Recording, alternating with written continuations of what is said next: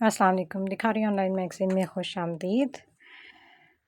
हसरतों के साहिर पर अबीरा हसन किस्त नंबर 8। अगले दिन बीबी जान और अम्मू जान के साथ जवार और जरदान भी खान हाउस चले आए थे। बीबी जान यहाँ शहर वाले घर में काफ़ी वक्फे बाद आती थी, तभी यहाँ कुछ दिन रुक कर ही जाती थी। हानिया सुबह तैयार होकर किचन में हाजरा बीबी की मदद करने के लिए चली आई थी। फिर हवेली से सब लोग के आते ही उसे नाचार इन सब से मिलने जाना पड़ा। अस्सलाम वालेकुम बीबी जान। हानिया ने अंदर लाउंज में दाखिल होते ही सामने सोफे पर बैठी बीबी जान को सलाम किया था। उनके पास ही मरजान बीबी भी बैठी बगौर इसके सजे बने रूप का जायजा ले रही थी, मगर हानिया ने इन्हें नज़रअंदाज कर दिया था। सवार और सरदान भी चौंक कर उसे देखने लगे थे, जो बेहद खूबसूरत दीदा जेब रेड सूट में हल्की फुल्की ज्वेलरी पहने कल के मुकाबले में आज बिल्कुल बदली हुई लग रही थी। वालेकुम सलाम बच्चे, इधर आओ, हमारे पास आकर बैठो। बीबी जान ने हानिया को इशारे से अपने पास बुलाया। वह झिझकते हुए इनके पास जाकर बैठ गई थी। अब कैसी तबीयत है तुम्हारी? ज़िशम ने कुछ कहा तो नहीं? दोबारा हाथ तो नहीं उठाया उसने तुम पर? बीबी जान ने भी बगौर हानिया के चेहरे को देखते हुए पूछा, जो कल के मुकाबले में खासा बेहतर लग रहा था। इसके तन पर मौजूद कपड़े और जेवर ये बताने को काफ़ी थे कि यहाँ आने के बाद ज़िशम का इसके साथ रवैया कैसा रहा है, मगर फिर भी वो इससे पूछने लगी थी। मगर जवाबन हानिया खामोश बैठी रही थी। तभी बीबी जान फिर से खुद से बोलने लगी। वो हमारा बहुत फर्मा बरदार किस्म का बच्चा है। जिस काम के लिए हम उसे मना कर देते हैं वो उसे कभी करने की जरूरत भी नहीं करता। तुम फिक्र मत करो, अब इसकी वजह से तुम्हें मजीद कोई चोट उठानी नहीं पड़ेगी। बीबी जान ने उसके सर पर हाथ रखते हुए कहा। खून बहा में आने वाली लड़कियां इंसान नहीं पत्थर होती हैं बीबी जान, और पत्थरों को चोट नहीं लगती। हाँ, इन्हें ठोकर मारने वाले ज़रूर चोट खाते हैं। हानिया स्पार्ट लहजे में मरजान बीबी को देखते हुए बोली, जो इसकी बात सुनकर तिलमिला उठी थी। और लाउंज में दाखिल होता ज़िशम भी इसकी बात सुन चुका था। तभी वो एक गहरी सांस भरकर सबको सलाम करता अंदर चला आया। अस्सलाम वालेकुम बीबी जान। अम्मू जान कैसी हैं आप? वो बीबी जान के सामने झुककर इनके हाथों को अकीदत से चूमने लगा, और यही अमल उसने मरजान बीबी के साथ किया था। अपने घर की औरतों के साथ शोहर के इस मोहब्बत और अकीदत के मुजाहरे को हानिया हैरत से देखती रह गई। हम तो ठीक है ज़िशम, और वैसे ही हैं जैसे कल थे, मगर तुम एक दिन में खासे बदल गए हो। लगता है तुम्हें बहुत जल्द सब कुछ भूल गया है। मरजान बीबी तुनक कर बोली थी। ज़िशम ने चौंक कर इनका चेहरा देखा, जो बीबी जान के पास बैठी हानिया को खतरनाक नज़रों से देख रही थी। ऐसा क्यों कह रही है बहू बेगम? हमें तो ज़िशम कहीं से बदला हुआ नहीं लगता। तुम बैठो बच्चा, और बताओ हस्पताल कब जाना है? बीबी जान नागवारी से बहू को टोकते हुए ज़िशम से मुखातिब हुई थी। बस आप लोग नाश्ता कर लें पहले, फिर चलते हैं। हानिया सबके लिए नाश्ता लगवाओ। ज़िशम ने मरजान बीबी की घूरती नज़रों के हिसार में बैठी हानिया को नाश्ते के बहाने वहां से उठाया था। हानिया शोहर के हुक्म पर अस्पात में सर हिलाती हुई लाउंज से बाहर निकल गई। और बताओ बदमाशों, तुम दोनों की क्या हाल चाल है? ज़िशम फैसले लहजे में बोलता हुआ सवार और सरदान के साथ ही जाकर बैठ गया था। हम ठीक है नाला। सवार सरदान अपने खूबसूरत तरीन भाई को देखकर बोले, जो इस वक्त भी ब्लू जीन्स पर सफ़ेद ऊनी टी शर्ट और स्काई ब्लू कोट में बेहद हैंडसम लग रहा था। वो शायद नहा कर आया था, तभी इसके सुर्ख और सफ़ेद चेहरे से फ्रेशनेस झलक रही थी। इन सब भाइयों में ज़िशम बेहद खूबसूरत था। उसके बाद ज़िगम और सरदान का नंबर आता था। सवार की आंखें कुछ कुछ बीबी जान बस मरजान बीबी से मिलती थी, मगर इसके बाकी इनकी नक्श बिल्कुल इसके भाइयों के जैसे थे। हाँ, ज़ियान हूबहू ज़िशम जैसा था। ज़ियान का ख्याल आते ही एक बार फिर वो दोनों उदास हो गए, क्योंकि वो इन दोनों से कुछ ही छोटा था, तो सबसे ज़्यादा लड़ाई भी उसी की इन्हीं के दोनों के साथ होती थी। तभी वो ज़ियान की मौत की बात से बहुत अफसरदा और गमगीन थे। अभी ज़िशम खुद ही इनसे बातें कर रहा था, जिसका जवाब वो बस हूँ हाँ में ही दे रहे थे। फिर कुछ ही देर में हानिया नाश्ते का बुलावा लिए उन्हें बुलाने चली आई थी। नाश्ते की टेबल पर एक बार फिर हानिया मरजान बीबी की नज़रों के हिसार में ही घिरी रही। फिर वो सब लोग जल्दी से नाश्ता करके अस्पताल के लिए निकल गए, और हानिया ने मरजान बीबी के जाने पर बेख्तियार सुकून की सांस दी थी। फिर वक्त तेजी से बीतने लगा। हानिया और ज़िशम के निकाह को तकरीबन 1.5 महीना हो गया था। इस दौरान सब कुछ काफ़ी हद तक अपने मामूल पर आ चुका था। ज़ियान का 40वां भी हो गया था, जिसमें सिर्फ ज़िशम अकेला गया था। मरजान बीबी की वजह से वो जानबूझकर हानिया को हवेली नहीं लेकर गया था। ज़िगम को भी हानिया के शहर आने के हफ्ता भर बाद ही अस्पताल से डिस्चार्ज कर दिया गया था। तब से वो हवेली में था। अजलार खान और मरजान बीबी ने उसे अब तक दोबारा से शहर नहीं भेजा था। हालांकि वो काफ़ी हद तक ठीक हो चुका था, मगर अब तक शहर नहीं आया था। ज़िशम और हानिया के निकाह के बारे में भी ज़िगम को बहुत बाद में पता चला।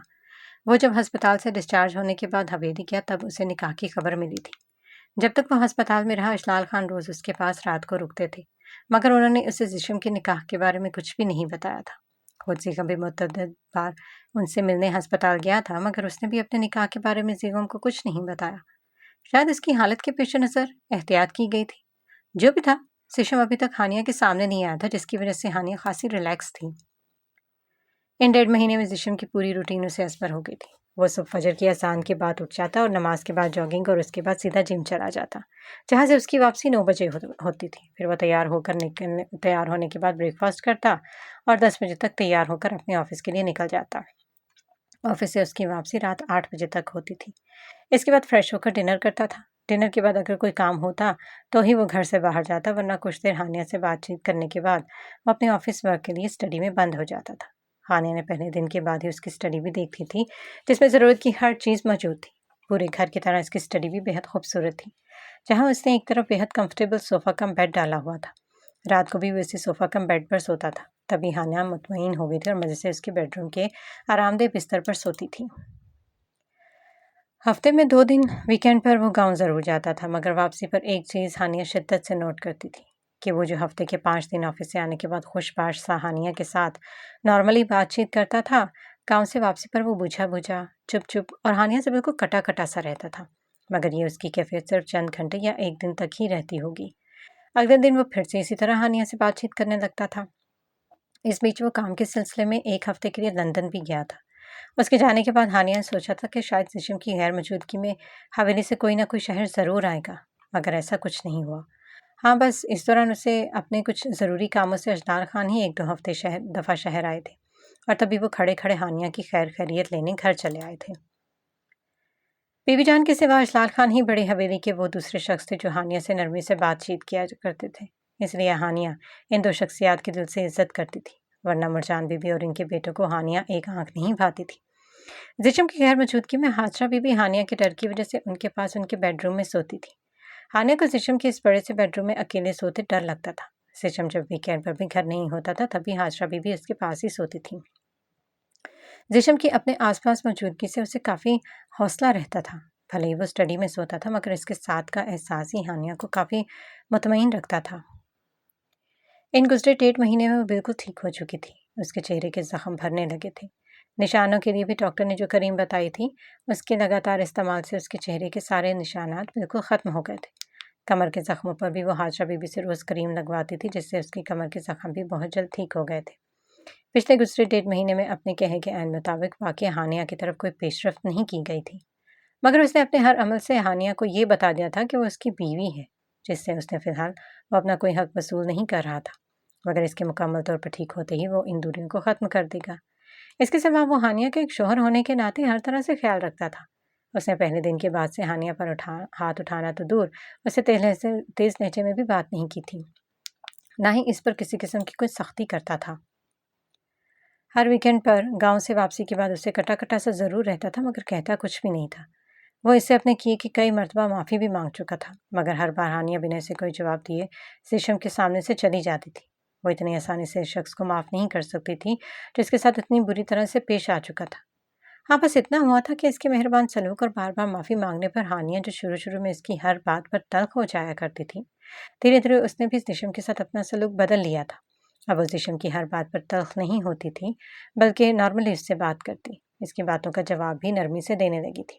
اس مختصر سے عرصے میں جسم اگر اس کے لیے ایک نرم شوہر ثابت ہو رہا تھا، تو ہانیہ بھی اس کے لیے ایک سمجھدار اور تابعدار بیوی کا روپ دھار چکی تھی۔ شاید وہ دل سے اسے معاف بھی کر چکی تھی، مگر زبان سے کہتے ہوئے کتراتی تھی۔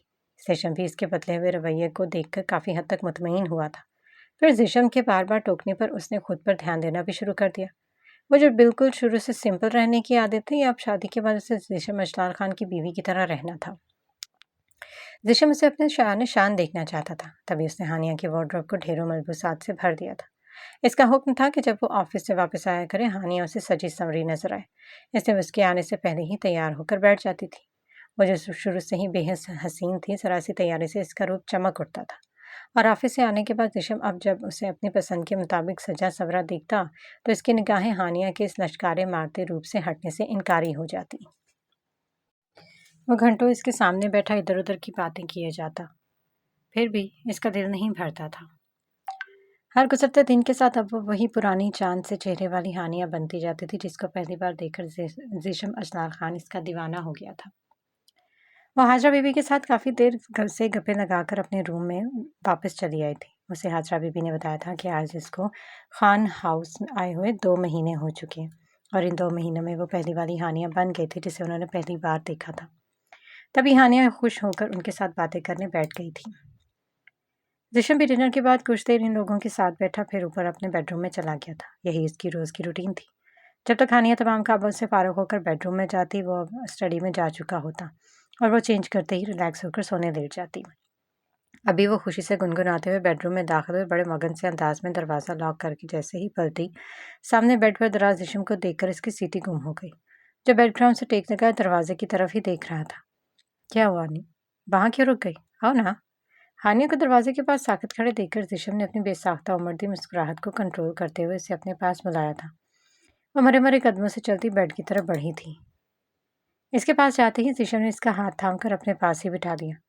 خان وہ آپ سوئی نہیں ابھی تک؟ ہانیہ نے لرزتی ہوئی آواز میں پوچھا۔ زیشم اس کی لرزتی منمناتی آواز پر اس سے الگ ہو کر اسے دیکھنے لگا۔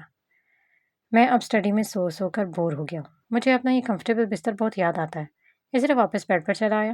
زیشم نے بیڈ پر نیم دراز ہوتے ہوئے کہا۔ ہانیہ کو اس کی باتوں کے ساتھ اس کے انداز دیکھ کر ہول اٹھ رہے تھے۔ تو آپ یہاں سو جائیں، میں اندر سو جاؤں گی۔ وہ غیر محسوس انداز میں زیشم سے دور ہوتے ہوئے بولی مگر وہ جو اس کی ایک ایک حرکت پر نظر رکھے ہوئے تھا اسے فوراً ہانیہ کا خود سے دور یوں کترا کر دور ہونا محسوس کر لیا تھا۔ تبھی اس نے ہانیہ کو دونوں بازوؤں سے تھام لیا تھا۔ میں نے تمہیں جو وقت دیا تھا ہنی وہ اب پورا ہو چکا ہے۔ میں نے تم سے پہلے ہی کہا تھا کہ اپنا مائنڈ سیٹ کر لینا۔ میں نے اپنا کہا پورا کر دیا۔ میں تمہارے ٹھیک ہونے کا انتظار کر رہا تھا اور اب تمہاری خوبصورت روپ کو دیکھ کر میرے لیے تم سے دور رہنا بےحد مشکل ہے، اس لیے میں ان دوریوں کو اب سمیٹنا چاہتا ہوں۔ تم بھی اس حقیقت کو جتنی جلدی ہو سکے قبول کر لو کہ اب تمہارے لیے زیشم خان کی پناہوں سے فرار ناممکن ہے۔ زیشم نے کہتے ہوئے ہانیہ کے نرم نازک وجود کو اپنی مضبوط پناہوں میں سمیٹ لیا۔ ساتھ ہی ہاتھ بڑھا کر لائٹ آف کرتے ہوئے وہ ہانیہ کی بوکھلاہٹ اور گھبراہٹ کو خاطر میں لائے بنا اس کی ذات میں گم ہو کر اس پر اپنی محبتیں لٹاتا چلا گیا۔ خانہ آپ اپنے ناشتے میں کیا لیں گے؟ وہ مصروف سے انداز میں زیشم کے ساکس اس کے ہاتھ میں تھماتے ہوئے پوچھنے لگی۔ ساتھ ہی اس نے باہر جانے کے لیے قدم بڑھا دیے تھے۔ کچھ ہو نہ ہو مگر مجھے میرے بریک فاسٹ میں میری ہنی ضرور چاہیے۔ زیشم نے جرابیں ایک طرف پھینک کر کہتے ہوئے اس کا ہاتھ تھام کر اپنے قریب کھینچا۔ ہانیہ اس افتتاح کے لیے تیار نہیں تھی تب ایک جھٹکے سے اس کے سینے سے آ لگی۔ خان مجھے ناشتہ بنانے جانا ہے، چھوڑیں۔ ہانیہ نے اسے دیکھ کر بوکھلاتے ہوئے کہا۔ مجھے بھی آفس جانا ہے ہنی مگر یہ دل بھی اچانک دغا بازی پر اتر آیا۔ زیشم اس کے شرمائے لجائے ہوئے روپ کو نظروں کے رستے دل میں اتارتا ہوا بولا، جو اس وقت ریڈ کلر کے امبرائڈری والے سوٹ میں کریم اور اسٹائلش شال اپنے کندھوں پر ڈالے زیشم کی پسند کے مطابق ہلکے پھلکے میک اپ میں تھی۔ لمبے خوبصورت بالوں کو اس نے کیچر میں قید کیا ہوا تھا۔ ناک میں لشکارے مارتے ہیرے کی نوز پن اور ہاتھوں میں بھر بھر کر لال چوڑیاں پہنے وہ کسی نئی نویلی دلہن کا روپ لیے زیشم کے سامنے کھڑی اس کے حواسوں پر چھاتی جا رہی تھی اور وہ بے خود ہوا جا رہا تھا۔ اپنے دل کو سمجھائیں کہ کام کے وقت ڈرامے بازی مت کریں۔ ہانیہ لب بھینچ کر مسکراہٹ دباتے ہوئے بولی۔ اچھا جی، آپ کو میرا دل ڈرامے باز لگتا ہے؟ وہ ہانیہ کو آنکھیں دکھاتے ہوئے بولا جو اس کے بگڑے تیوروں کو دیکھ کر گھبرا گئی تھی۔ نہیں خان، میں تو مذاق کر رہی تھی، ہانیہ بوکھلاہٹ میں بولی اور زیشم جو اسے مصنوعی انداز میں گھور رہا تھا مسکرا اٹھا۔ تبھی دروازے پر زوردار دستک ہوئے زیشم نے سخت بدمزہ ہوتے غصے سے دروازے کو دیکھا اور ہانیہ موقع غنیمت جانتے ہوئے اس کی باہوں کے حصار کو توڑ کر باہر دروازہ کھولنے بھاگی۔ زیشم اس کے یوں جل دے کر فرار پر ہاتھ ملتا اس کے پیچھے ہی باہر نکل گیا تھا۔ ہانیہ نے جا کر بیڈ روم کا دروازہ کھولا۔ سامنے ہی حاجرہ بی بی کھڑی تھی۔ ہانیہ بیٹا، زیشم کو نیچے بھیج دو، حویلی سے زیشم خان ملنے کے لیے آیا ہے۔ حاجرہ بی بی کی اطلاع پر ہانیہ کا مسکراتا چہرہ ایک دم ہی بجھ کر رہ گیا تھا اور دل سہم سا گیا تھا، جبکہ اس کے پیچھے کھڑا زیشم بھی حاجرہ بی بی کی بات سن چکا تھا۔ تبھی لپک کر دروازے پر پہنچا تھا اور دروازے کے آگے کھڑی ہانیہ کو ایک طرف کرتے ہوئے روم سے باہر نکلتا چلا گیا۔ ہانیہ کے لیے پچھلے گزرے پورے 2 ہفتے جیسے خواب کسی کیفیت میں بیتے تھے۔ وہ پچھلے 2 ہفتوں سے جیسے آسمانوں کی سیر کرتی پھر رہی تھی۔ ان گزرے 2 ہفتوں میں زیشم نے اسے پور اپنی محبت کی بارش میں بھگو دیا تھا۔ زیشم کی اور اس کے رشتے میں موجود دوریاں کیا سمٹیں، زیشم نے جیسے ہانیہ کے سامنے اپنا دل کھول کر رکھ دیا۔ وہ جو اپنے الفاظ سے نہیں بلکہ اپنے ہر عمل پر ہانیہ پر اپنی محبت ثابت کرنا چاہتا تھا۔ इन दिनों जैसे वाकई खुद से किए गए सेहत को पूरा करने के लिए कमर बस्ता हो गया था। उसने अपने दिल में हानिया के लिए मौजूद हर जज्बे को इस पर आश्कार कर दिया, खुद को परत परत खोलकर हानिया के सामने रख दिया। उसने हानिया को बता दिया कि वो इससे शदीद मोहब्बत करता है। अब से नहीं, बल्कि उस वक्त से जब उसने हानिया को पहली बार देखा था। पहले ही दिन से वो उसे दीवानावार चाहता आ रहा है। जिशम की जुबान से अपने लिए मोहब्बत का ऐसे वालहाना इजहार सुनकर हानिया वाकई शर्मसार रह गई।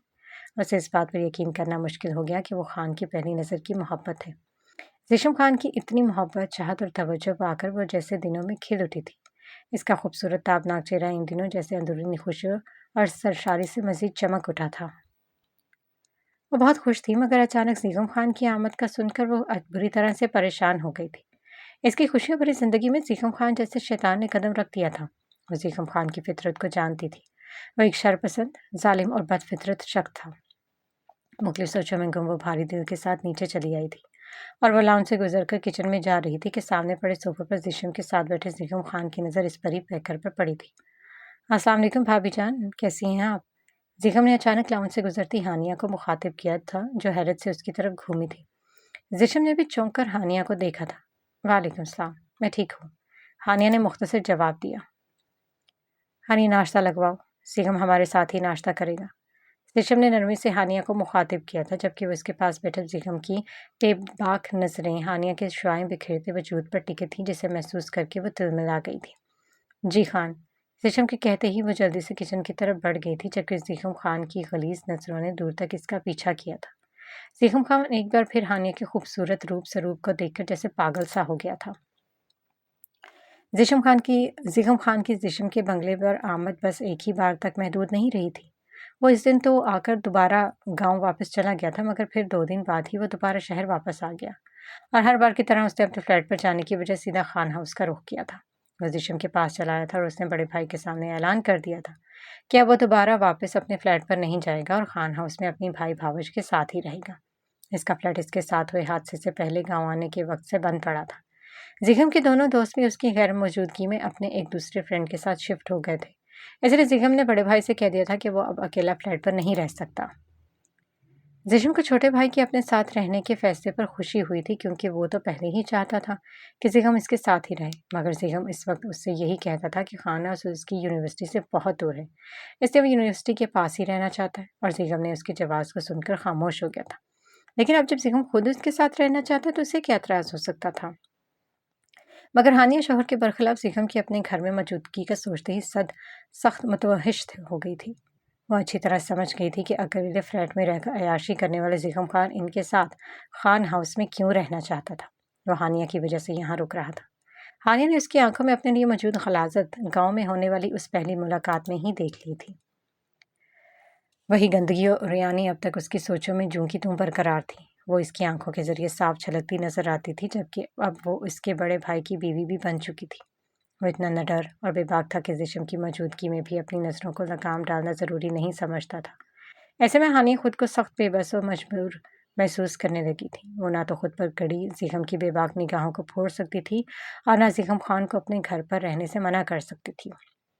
और वो जिशम से भी तो उसके भाई के मतलब कुछ नहीं कह सकती थी, क्योंकि वो जानती थी जिशम खान उससे लाख मोहब्बत करता था, नरमी से पेश आता था। मगर उसे ये भी पता था कि वो कभी भी अपने भाई के खिलाफ हानिया की एक बात भी नहीं सुनेगा।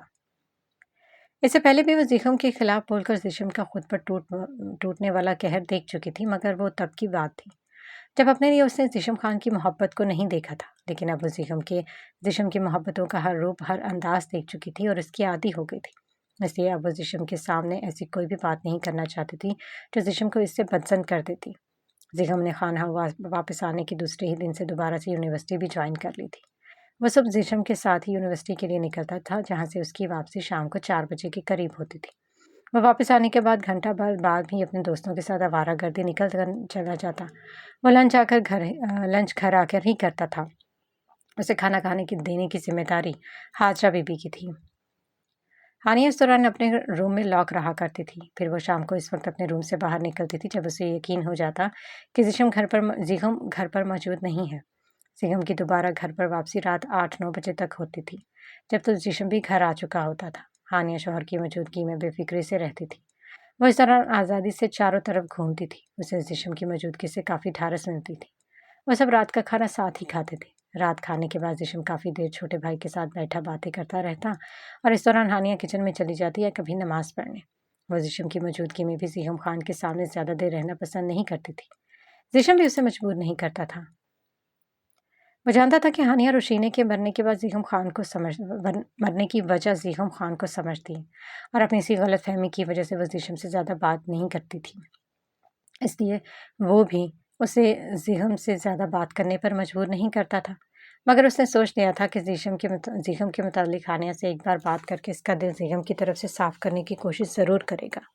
زیغم کی خان ہاؤس میں پچھلے 5 دنوں کی روٹین نارمل تھی جسے ہانیہ نے جیسے تیسے برداشت کر لیا، مگر پھر ویکینڈ آ گیا جب زیشم کو اپنی روٹین کے مطابق گاؤں جانا تھا، اور اتفاق سے اس بار ہاجرہ بی بی بھی اس کے ساتھ جا رہی تھی کیونکہ گاؤں میں ان کی بیٹی کے یہاں ولادت ہونے کی تھی، جب ان کا جانا بےحد ضروری تھا۔ زیشم نے حسب عادت فرائیڈے نائٹ ہی ہانیہ کو بتا دیا کہ وہ کل گاؤں جا رہا ہے، اور اس اطلاع نے جیسے ہانیہ کی روح قبض کر لی تھی۔ ہنی سویٹ ہارٹ، کیا ہوا؟ میرے جانے کا سن کر تمہارے چہرے پر 12 کیوں بج گئے؟ زیشم نے اپنے پاس بیٹھی ہانیہ کی گود میں سر رکھتے ہوئے کہا تھا۔ خان آپ کل مت جائیں، مجھے آپ کی یاد آئے گی۔ ہانیہ جھجکتے ہوئے بولی، ریئلی؟ ہانی مجھے چٹکی کاٹو، کہیں میں خواب تو نہیں دیکھ رہا ہوں؟ زیشم نے ہانیہ کے خوبصورت چہرے کو دیکھ کر حیرت سے پوچھا۔ خان میں سیریس ہوں، آپ مجھے اکیلا چھوڑ کر مت جائیں، آپ کو پتہ ہے مجھے اکیلے کمرے میں ڈر لگتا ہے۔ ہاجرہ بی بی بھی آپ کے ساتھ جا رہی ہیں، میں اکیلی کیسے رہوں گی یہاں؟ وہ زیشم کی ظاہر سے گرین آنکھوں میں دیکھ کر بولی۔ اس کے چہرے پر اس وقت بھی ڈر صاف دیکھا جا سکتا تھا۔ تبھی زیشم جو اس کی گود میں سر رکھ کر لیٹا تھا اسے ہی دیکھ رہا تھا، فوراً اٹھ بیٹھا۔ اس نے ہانیہ کا خوبصورت چہرہ دونوں ہاتھوں کے پیالے میں تھام کر اس کی پیشانی کا بوسہ لیا۔ ہنی کیا ہوا؟ میں کون سا ہمیشہ کے لیے جا رہا ہوں، بس 2 دن کی بات ہے، اور تمہیں پتہ ہے کہ میں ہر ہفتے گاؤں جاتا ہوں، وہاں ڈھیروں بکھیڑے میرے منتظر ہوتے ہیں۔ میرے انتظار میں ہزاروں مسئلے الجھے پڑے ہوتے ہیں، پاپا سے اب سب الجھنیں دیکھی نہیں جاتی، اس لیے مجھے دیکھنا پڑتا ہے۔ زیشم اسے سمجھاتے ہوئے بولا۔ آپ مجھے اپنے ساتھ لے جائیں نا خان، ہانیہ نے اس کے سامنے تجویز رکھی تھی جسے زیشم نے نفی میں سر ہلاتے ہوئے فوراً مسترد کر دیا تھا۔ میں تمہیں حویلی لے کر نہیں جانا چاہتا ہنی، مجھے سارا دن کام کے سلسلے میں باہر رہنا پڑتا ہے۔ بابا بھی ہر وقت حویلی میں نہیں ہوتے، اس دوران امی جان کو پورا موقع مل جائے گا مجھ پر آیا غصہ تم پر نکالنے کا۔ زیشم کے کہنے پر ہانیہ چونک گئی تھی۔ کون سا غصہ؟ آپ سے امی جان کو غصہ ہے؟ ہانیہ نے زیشم سے پوچھا۔ وہ مجھ پر کافی دن سے زور ڈال رہی تھی کہ میں ان کی بھتیجی سے دوسری شادی کر دوں۔ میں نے انہیں کافی سمجھانے کی کوشش کی، مگر وہ جب نہیں مانی تو میں نے سختی سے انہیں صاف انکار کر دیا، یہ کہہ کر کہ میں تم سے محبت کرتا ہوں۔ پاپا نے بھی ان کی ضد دیکھ کر انہیں کافی ڈانٹ ٹپٹ کی ہے، بس تبھی سے وہ مجھ پر خفا ہیں۔ انہیں لگتا ہے میں تمہاری محبت میں اندھا ہو کر اپنے بھائی کا قتل بھول چکا ہوں۔ زیشم نے اسے حقیقت بتائی جسے سن کر وہ ایک پل کو چپ ہو گئی تھی۔ آپ ان کی بات مان لیں خان، وہ آپ کی ماں ہے، آپ کے لیے اچھا ہی سوچیں گی، مجھے آپ کی دوسری شادی پر کوئی اعتراض نہیں ہے۔ ہانیہ نے دل پر پتھر رکھتے ہوئے زیشم کے بجھے چہرے کو دیکھ کر کہا تھا، جو ماں کی وجہ سے تھوڑا اپسیٹ تھا، مگر ہانیہ کی بات سن کر اس نے جھٹکے سے سر اٹھا کر اس کی طرف دیکھا۔ امپاسبل، میں تم سے محبت کرتا ہوں ہنی، تم سے شادی کر چکا ہوں، اب دوسری شادی میں کسی بھی قیمت پر نہیں کروں گا۔ میں ہمیشہ فیئر پلینگ کا عادی رہا ہوں، تم سے پہلے نہ کبھی زندگی میں کوئی تھی اور نہ آپ کو اب کوئی ہوگی۔ زیشم نے ہانیہ کے ہاتھ چومتے ہوئے کہا اور اسے محبت سے اپنے ساتھ لگاتے عملی طور پر اپنی محبت کا اظہار کرنے لگا تھا، اور ہانیہ اس کی قربت میں کچھ دیر کے لیے اپنے سارے ڈر خوف بھول گئی تھی، مگر پھر زیشم کے سونے کے بعد پوری رات وہ جاگتی رہی تھی۔ خان، کل آنے کی کوشش کریے گا۔ ہانیہ پریشان سی بیڈ پر بیٹھی تھی، وہ اپنے بال بناتے ہوئے زیشم کو دیکھ رہی تھی، اور اس نے آج حسب عادت زیشم کو تیار ہونے میں مدد بھی نہیں کی تھی۔ کوشش کروں گا جان، اگر کام جلدی ختم ہو گیا تو آ جاؤں گا، جرگے میں ایک مسئلہ آیا ہے، سنڈے کو اس پر بھی فیصلہ دینا ہے، زیشم نے بھی بتایا تھا، اور ہانیہ مایوسی ہو گئی تھی۔ ہنی سویٹ ہارٹ، میں کوشش کروں گا نا جلدی آنے کی، تم پریشان کیوں ہو رہی ہو؟ زیغم ہے تو صحیح یہاں، تمہیں کوئی مسئلہ نہیں ہوگا۔ وہ ہیئر برش ڈریسنگ پر پھینک وہ ہانیہ کے پاس چلایا اور بیڈ پر اس کے سامنے بیٹھتے ہوئے اپنے تئیں ہانیہ کو تسلی دیتا ہوا بولا، مگر ہانیہ اسے بتا نہیں سکتی تھی کہ اس کا سب سے بڑا مسئلہ ہی زیغم خان تھا۔ خان، میں انتظار کروں گی، ہانیہ نے سر جھکاتے ہوئے بے بسی سے کہا، اور زیشم پیار سے اس کی پیشانی چوم کر اسے اللہ حافظ کہتا روم سے باہر چلا گیا۔ ہانیہ دھندلائی نظروں سے اس کی پشت دیکھتی رہ گئی۔ ایک 2 منزلہ گھر کے اوپری فلور پر بنے چھوٹے سے کمرے کا منظر تھا جو اس وقت تاریکی میں ڈوبا ہوا قبر کا منظر پیش کر رہا تھا۔ اندھیرے کی وجہ سے کمرے میں عجیب سی وحشت پھیلی ہوئی تھی، مگر کمرے میں موجود اس کمرے کا مکین اس بات سے بالکل بے نیاز تھا۔ وہ ایک طرف خاموشی سے اپنے بستر پر ہاتھ میں ایک فون لیے بیٹھا تھا۔ فون کے نوٹ پیڈ میں ایک نوٹ موجود تھا، وہ نوٹ جس کو پڑھنے کے بعد اس نے اپنی زندگی کا سب سے بڑا فیصلہ کیا تھا۔ اس نوٹ کو وہ ان 2.5 مہینوں میں بہت بار پڑھ چکا تھا۔ ابھی کچھ دیر پہلے ہی وہ اس نوٹ کو پڑھ کر بیٹھا تھا۔ ساتھ ہی اس فون میں 15 منٹ کی وہ ریکارڈنگ کال بھی موجود ہے جسے وہ ان 2.5 مہینوں میں ہزاروں بار سن چکا تھا۔ کال میں اس کی بہن اور اس کے قاتل کے بیچ ہونے والی گفتگو موجود تھی۔ ہاں، کمرے میں موجود وہ یہ وجود تیمور خان کا تھا، جسے اس کی زندگی سے جڑی ان 2 عزیز ہستیوں کو جدا کر دیا گیا تھا جنہیں وہ اپنی جان سے بھی زیادہ چاہتا تھا۔ ان 2 عزیز ہستیوں میں سے ایک اس کی سگی چھوٹی بہن تھی اور دوسرے اس کے دل کی مکین اس کی محبوبہ، اس کی چاند سے چہرے والی ہانیہ تھی جسے وہ روح کی گہرائیوں سے چاہتا تھا۔ مگر قسمت کی ستم ظریفی نے اس سے ان دونوں عزیز ہستیوں کو جدا کر دیا، اور ان 2 ہستیوں کو اس سے جدا کرنے والے بڑی حویلی کے وہ دونوں بھائی تھے، زیشم خان اور زیغم خان۔ زیغم نے تیمور خان سے اس کی بہن چھینی تھی تو زیشم خان نے اس سے اس کی محبت کو چھین لیا تھا۔ وہ 2 ہستیاں تیمور کے زندہ رہنے کی وجہ تھی، مگر اللہ نے اس سے اس کے زندہ رہنے کی ہی وجہ کو چھین لیا تھا۔ 2.5 ماہ پہلے اس نے اپنی بہن کے قاتل زیغم خان کو اپنے ہاتھوں سے مارنے کی کوشش کی تھی، مگر اس کا نشانہ خطا ہو گیا اور گولی زیغم کی جگہ اس کے معصوم چھوٹے بھائی زیان کو لگ گئی تھی۔ زیان کو گولی مارنے کے بعد اس نے غصے سے زیغم پر دوبارہ گولی چلائی اور زیغم کو گولی لگ بھی گئی تھی، مگر پھر ڈیرے پر موجود ملازمین کے سوا زیشم نے بھی اسے دیکھ لیا تھا، تبھی وہ وہاں سے نکل بھاگا۔ وہ زیغم کو گولی مار کر کبھی بھی یوں منہ چھپا کر فرار نہیں ہوتا، مگر موقع واردات پر زیشم کی موجودگی اور زیان کو لگنے والی گولی نے اسے فوری طور پر وہاں سے بھاگنے پر مجبور کر دیا۔ وہ گاؤں سے بھاگ کر سیدھا شہر چلا آیا اور شہر سے ہی تیفور خان کو فون کر کے اس نے پورا معاملہ بتایا۔ ساری بات سن کر تیفور خان سر پکڑ کر بیٹھ گیا اور پھر انہوں نے اپنا فون بند رکھنے کی ہدایت دے کر اپنے ایک جاننے والے کے گھر کا پتہ بتایا تھا جس کے پاس وہ کچھ دن کے لیے رہ سکتا تھا، اور یوں تیفور خان نے اس بندے کو فون کر کے تیمور کی رہائش کا انتظام کروا دیا۔ تیفور خان نے اسے سختی سے کہا تھا کہ انہیں فون کرنے کے لیے بھی اپنا فون آن نہ کرے، بلکہ اسے جب اس سے بات کرنی وہ اسی بندے کے نمبر سے کر لیا کرے۔ اپنے فرار کے اگلے ہی دن اس نے جب تیفور خان کو کال کیا تو انہوں نے بتایا کہ بدقسمتی سے زیغم کو گولی کھانے کے بعد وہ زندہ بچ گیا، مگر سر میں گولی لگنے کی وجہ سے زیان موقع پر ہی جاں بحق ہو گیا تھا۔ تیفور خان نے اسے اپنی قسم دے کر گاؤں آنے اور انہیں معاملہ ٹھنڈا ہونے تک اپنے فون کو آن نہ رکھنے کی تاکید کی تھی، اور یہ بھی کہا تھا کہ وہ اسے جب تک خود گاؤں آنے کی اپنی فون نہ کرے وہ تب تک یہاں آنے کی کوشش نہ کرے، اور اس نے ایسا ہی کیا تھا۔ تیمور کو زیان کی موت کا اتنا ہی دکھ تھا جتنا دکھ حویلی والوں کو تھا، لیکن وہ کیا کرتا؟ وہ بھی اپنی جگہ مجبور تھا۔ اس نے زیان کو جان بوجھ کر نہیں مارا تھا، وہ تو زیغم کو مارنا چاہتا تھا جس کی وجہ سے اس کی لاڈلی بہن روشینے نے اپنے ہاتھوں سے اپنی جان لی تھی۔ وہ جانتا تھا کہ زیغم کا کیا گیا گناہ اگر وہ اپنے پاس موجود ثبوتوں کے ذریعے سب کے سامنے ثابت کر بھی دیتا، تب بھی زیان خان کی ناحق موت کے لیے زیشم خان اور اشتار خان اسے کبھی معاف نہیں کرتے۔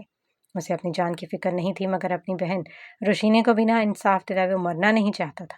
لیکن اس کے پیچھے اس کی غیر موجودگی میں جو کچھ ہوا وہ روشینی کے بعد اسے ایک بار پھر بے موت مرنے پر مجبور کر گیا۔ زیان کی موت کے بعد گاؤں میں جرگہ بٹھایا گیا اور جرگے میں اشنار خان اور زیشم نے تیفور لالہ سے خون بہا میں تیمور کو پیش کرنے کے لیے کہا، جو تیفور خان مر کر بھی نہیں کر سکتے تھے۔ پھر تیفور خان سے تیمور کی جگہ اس کے گھر کی لڑکی مانگی گئی اور تیفور خان اپنے جان سے عزیز بھائی کے لیے بیٹی کو قربان کرنے کو تیار ہو گئے۔ لیکن پھر عین وقت پر تیفور خان کی 9 سالہ بیٹی کو در پر چڑھانے سے بچانے کے لیے اس کی جگہ ہانیہ نے اپنے آپ کو پیش کر کے تیمور خان کو جیسے تیسے جیتے جی مار ڈالا تھا۔ ہانیہ اس کو زیغم کے نکاح میں دے دیا گیا اور تیمور تبھی سے ماہی بیاب کی طرح تڑپ رہا تھا۔ ہانیہ کے نکاح کے 2.5 ماہ بعد وہ گاؤں واپس آیا تھا۔ اب یہاں اس کے لیے کوئی خطرہ نہیں تھا۔ حویلی والوں کو خون بہا مل چکا تھا، اب کوئی اس کا کوئی کچھ نہیں بگاڑ سکتا تھا۔ یہ 2.5 مہینے بھی اسے تیفور لالہ کی وجہ سے شہر میں گزارنے پڑے تھے، جو خون بہا دینے کے بعد بھی اسے نہ جانے کیوں شہر میں رکنے کے لیے مجبور کر رہے تھے۔ اس دوران اس نے کس طرح مر مر کر اپنی زندگی کو جیا تھا یہ وہی جانتا تھا۔ وہ پورے 2.5 ماہ بعد تیفور خان کی کال پر ہی گاؤں آیا تھا، مگر گاؤں کی مرکزی سڑک پر قدم رکھتے ہی اس کا ٹاکرا زیشم سے ہوا تھا، جو اپنے خاص آدمیوں کے ساتھ پیدل ہی کہیں جا رہا تھا۔ آج ہفتے کا دن تھا اور تیمور جانتا تھا کہ زیشم ویکینڈ پر گاؤں آتا ہے۔ تبھی اچانک پاس آتے زیشم کی نظر بھی اس پر پڑ گئی اور پورے 2.5 مہینے بعد تیمور خان کو اپنے سامنے دیکھتے ہی زیشم کی آنکھوں میں خون اتر آیا۔ وہ تیزی سے اس کی طرف بڑھنا چاہتا تھا، مگر پھر اچانک ہی اپنی جگہ تھم گیا۔ اسے یاد آیا تھا کہ وہ خون بہا لے چکا ہے۔ तभी वो अपने सामने साकत खड़े तैमूर को टुकड़े टुकड़े करने का हक खो चुका था। ज़िशम के गांव के कानून ने उसके हाथ पांव बांध दिए थे। ज़िशम अपना गुस्सा जब्त करता तैमूर खान पर एक कटीली और तनफुर भरी नज़र डालकर अपने आदमियों के साथ आगे बढ़ता चला गया। अब भी वो अपने कमरे में अंधेरा किए हुए न जाने कब से बैठा रोशिनी और हानिया के मुतालिक ही सोच रहा था, मगर ज़िशम की वो कटीली नज़रें भी उसे भुलाए नहीं भूल रही थी। वो उसके बचपन का गहरा दोस्त था। दोनों एक दूसरे से बहुत मोहब्बत करते थे। इनकी दोस्ती मिसाली थी, मगर वक्त और हालात ने इन्हें किसी अजीब मोड़ पर ला खड़ा किया था कि तैमूर खान का वो बचपन का गहरा दोस्त उसे अपना सबसे बड़ा दुश्मन समझने लगा था। उसे ज़िशम की नज़रों ने बेहद तकलीफ पहुंचाई थी। तभी वो घर आते ही अम्मा, भाभी और लाला से मिलकर कुछ देर उनके साथ बैठने के बाद अपने कमरे में बंद होकर बैठ गया था। भाभी और अम्मा से उसे पता चल गया था कि हानिया ज़िशम के निकाह के अगले ही दिन शहर जा चुकी थी, जहाँ से अब तक उसकी वापसी नहीं हुई थी। यह अंदर की खबर थी जो उन्हें हवेली में काम करने वाली ज़ैनब ने दी थी। उसके पड़ोस में ही ज़ैनब की बहन का घर था, जिसे वो कभी कभी मिलने आती थी। इसीलिए जब भाभी ने उसे हानिया के मुतालिक पूछा तो उसने राजदारी से भाभी को हानिया के बारे में सब बता दिया। और अब अपने रूम में बंद वो दोबारा से सारे हालात के बारे में सोच रहा था कि अचानक उसके दिमाग में कूंदा लपका और वह बेख्तियार चौंकिया। हानिया शहर में है। उसने पुरसोच अंदाज में ज़ेरे लब बड़बड़ाते हुए अपने हाथ में मौजूद मोबाइल फ़ोन को बगौर देखा और एक फैसले पर पहुंचकर उठ खड़ा हुआ। वो चोरों की तरह पिछली दीवार से कूदकर इस आलिशान बंगले में दाखिल हुआ और सिमत का तयन करते हुए दबे कदमों से एक साइड पर बढ़ गया, जहां बंगले के ऊपरी फ्लोर पर बने बेडरूम की बालकनी थी। इसका अंदाज ऐसे था जैसे वह इस आलिशान बंगले के चप्पे चप्पे से वाकिफ हो। फिर वह एहतियात से बालकनी की साइड में बने पिलर पर चढ़ने लगा। बालकनी में कूदते ही अंदर बेडरूम की तरफ बढ़ गया और अंदर दाखिल होते ही दबे कदमों से चलता हुआ बेड के पास पहुंचा था। फिर बेड पर महवे ख्वाब उसके वजूद पर उसकी नज़र पड़ी और वह साकत सा खड़ा उसे देखने लगा। बेड पर सोई वो लड़की उसे जिंदगी की तरह अजीज थी, मगर वह अब किसी और की हो चुकी थी। 2.5 माह बाद वो उसे देख रहा था। नजरें थी कि इस पर से हट ही नहीं रही थी, मगर फिर उसे ख्याल आया कि वो अब उसकी नहीं बल्कि उसके दोस्त की अमानत थी। इसका ख्याल आना था कि उसने फौरन अपनी नज़रों को लगाम डाली और बेड के सरहाने खड़े होकर उसको आवाज़ दी, हानिया, हानिया। हानिया को सोए अभी कुछ ही देर हुई थी कि अपने नाम की पुकार पर अचानक उसकी आंख खुली। हानिया उठो। एक बार फिर इसका नाम पुकारा गया और वो एक झटके से उठ बैठी थी। साथ ही एक जोरदार चीख उसकी लबों से बरामद हुई थी। हानिया चुप हो जाओ, मैं हूं तैमूर। इसे जोर जोर से चीखते देखकर तैमूर ने उसके मुंह पर हाथ रखते हुए धीमी आवाज में कहा। इसी वक्त हानिया ने हाथ मारकर पर रखा लैंप जलाया साइड टेबल पर रखा लैंप जलाया और एक झमाके से कमरा रोशन हुआ। एहन उसके सामने तैमूर खान का चेहरा मौजूद था। हानिया ने जल्दी से तकिए के पास पड़ी अपनी गर्म शाल उठाकर ओढ़ी थी। तैमूर लाला, आप क्यों क्यों आए हैं यहाँ, वो भी रात के इस पहर मेरे कमरे में? खुदा के लिए चले जाएं। खान को पता चल गया तो वो आपको जिंदा नहीं छोड़ेंगे। हानी अपने सामने बैठे तैमूर को देखकर मुर्तजी लहजे में कहा, जबकि तैमूर खान लाइट ऑन होते ही अचानक अपनी जगह फरीज होकर रह गया। हानिया के इस चमकते हुए खूबसूरत रूप को देखकर दंग रह गया। वो इसके सामने खूबसूरत पिंक दीदा सेब सी शाल ओढ़े बैठी थी, जिसका रंग हूबहू उसके चेहरे के रंग से मैच हो रहा था। इन कुछ महीनों में जैसे इसका खूबसूरत गुलाब सा चेहरा मजीद खिला खिला हो गया था। लाला, क्या हुआ, ऐसे क्या देख रहे हैं? हानिया ने अपने चेहरे पर तैमूर की तपती नजरें महसूस करके घबराते हुए पूछा। इसके पूछने पर तैमूर चौंक कर होश में आया।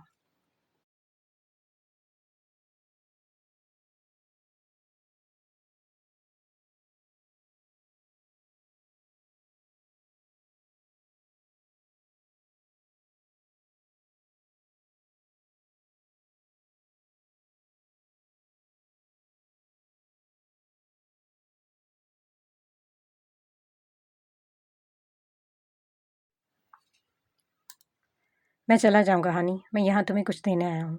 मुझे पता है कि जीशम आज यहाँ नहीं है बल्कि गांव में मौजूद है, इसलिए डरो मत। तैमूर ने बोलते हुए अपनी जैकेट की अंदरूनी जेब से एक मोबाइल फ़ोन निकाला था। ये रोशनी का मोबाइल है हानी। इसमें मरने से पहले रोशीनी के हाथों लिखा एक नोट मौजूद है और साथ ही इसका वो रिकॉर्डिंग कॉल भी है, जिसमें रोशीनी और ज़ीगम खान की बातचीत मौजूद है। और ज़ीगम खान ने खुद इकरार किया कि उसी ने रोशीनी के चेहरे पर एसिड फेंकवाया था। तो मौका मिलते ही ये सबूत ज़ीशम को दे देना, और वो एक इंसाफ पसंद शख्स है। वो ज़रूर इस जुर्म की सज़ा अपने भाई को देगा और मेरी बहन का कातिल जो खुलेआम दंदनाता हुआ घूम रहा है अपने अंजाम को पहुंच जाएगा। ये सब मैं खुद करना चाहता था, मगर जान की मौत और तुम्हारी ज़िंदगी दांव पर लगने के बाद अम्मा और भाभी ने मेरे कदमों में अपने दुपट्टे डालकर मुझे अपनी कस्मों से बांध दिया। वो रोशीनी के बाद अब इस सारे मसले को ख़त्म कर देना चाहती है, इसीलिए मैं मजबूर हो गया। मगर तुम ये रोशीनी का फ़ोन शीशम को ज़रूर देना और उसे अपने पास रख लो। تیمور نے خاموش بیٹھی ہانیہ کے ہاتھ میں فون تھمایا، جو اس کی زبانی زیشم کے متعلق سن کر ششتر سی بیٹھی رہ گئی تھی۔ یعنی ان کے شک کی تصدیق ہو چکی تھی۔ زیغم خان نے ہی روشینی کا چہرہ تیزاب سے بگاڑا تھا۔ وہ کتنی ہی دیر تک شوق سے بیٹھی رہ گئی، پھر اچانک ہی اپنے سامنے بیٹھے تیمور کا خیال آیا۔ ٹھیک ہے لالا، میں خان سے بات کرنے کی کوشش کروں گی، مگر آپ پلیز اس وقت چلے جائیں۔ خان کی غیر موجودگی میں آپ کو یہاں نہیں آنا چاہیے تھا۔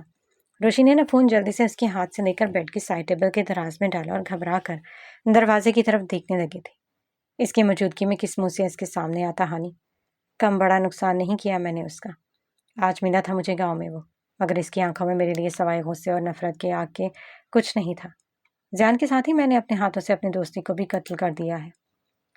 میں چاہتے ہوئے بھی اس سے کچھ نہیں کہہ پایا، ہمت ہی نہیں اس لیے سیدھا تمہارے پاس چلایا۔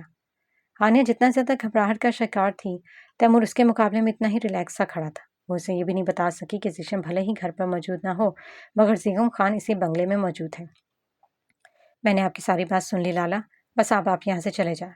ہانیہ بالآخر اپنی جگہ سے اٹھ کھڑی ہوئی اور اس کا ہاتھ پکڑ کر باہر کی طرف بڑھ ہی رہی تھی کہ اس کے بیڈ روم کا دروازہ دھڑ سے کھلا اور زیشم خان بیڈ روم میں داخل ہوا، جسے دیکھ کر ہانیہ کے جسم سے جیسے جان نکلتی چلی گئی تھی۔